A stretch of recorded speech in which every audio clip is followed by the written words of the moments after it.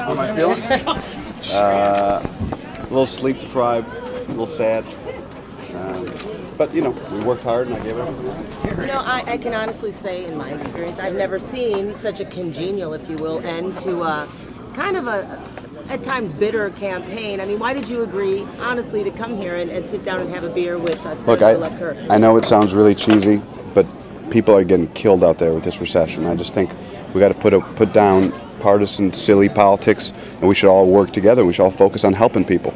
And that's the only reason I ran in the first place, because I genuinely believe in my heart that we should all work together. Democrats, Republicans. Time to think about what's next? Is it just too soon? It's a little soon.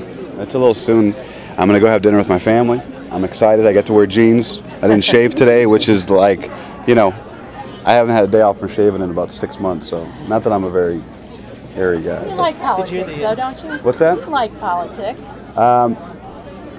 I like certain aspects of it, but, you know, this is really tough. And they went after my family, and I feel like people have a very wrong, a very sad and untrue depiction of my family. And that part's really tough. And that's going to be tough for me to get over. Why can't congeniality like this begin a campaign as opposed to ending it? You know, I don't know. We try to talk about ideas from the beginning. We tried really hard, and you know, I think that's one of the worst part of politics, to answer your question.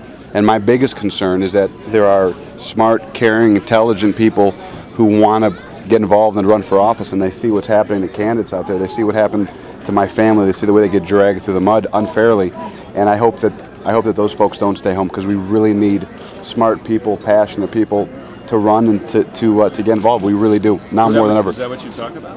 What's that? Is that what you talked about with the Senator? Yeah, I told him, I said, listen, I know he's going to make some tough votes. Just always stay true to yourself. And you know, who's he to take advice from me? But I hope and I believe him when he says he's going to be a good senator and not worry about the next election. So I hope he stays true. Were there any apologies exchanged at all there?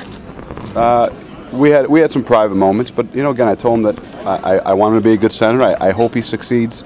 I really genuinely do, from the bottom of my heart, and I think he'll be a good senator. Did you exchange phone numbers? Is that what was going on? I gave him my number. I said, if you need anything, call me up. What's your message to people who supported you and did not support Mark Kirk? What's your message now that he's the new senator? I would tell everyone, Democrats, Republicans, let's put partisan politics aside, and let's help move this country forward. I mean, people are getting crushed, and I'm really, you know, scared and concerned about what's going to happen to the next generation. I am. You know, let's try and make college more affordable. Let's try and create jobs, and maybe the people that I met along this trail had an impact on me, but it's really, really tough out there. So I'm fortunate. Did you listen to the president today talking about the shellacking he took? I spoke to the president for a while today, and he took a shellacking. And yours, did yours hit it more than most? Obviously, this was his old seat. He worked hard for you. He just told me he was really proud of me, and he told me I had a bright future, and I told him that I wish him the best. And I told him that I told Congressman Kirk that I hope he gets to the Senate. I hope he supports our president. But you know, in the end, really, it was a close. You know, it wasn't a teeny margin, but it was a fairly close race. I mean, what does that tell you, I guess? And does that sort of, I don't know, at the end of the day, what does that mean to you? I will tell you that I'm very proud of my team. We worked really, really hard in a very difficult year. We worked as hard as we could. We got outspent massively.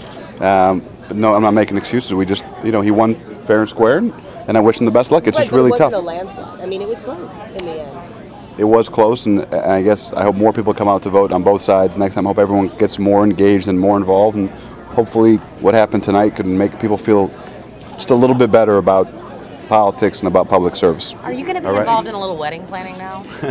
I'm going to be involved in a little sleep planning now. What did you drink, by the way? What was the beer? Choice? I do whatever Sam tells me. I don't know what it was. Hopefully it was light. I'm putting on a couple campaign funds. Thank you guys for.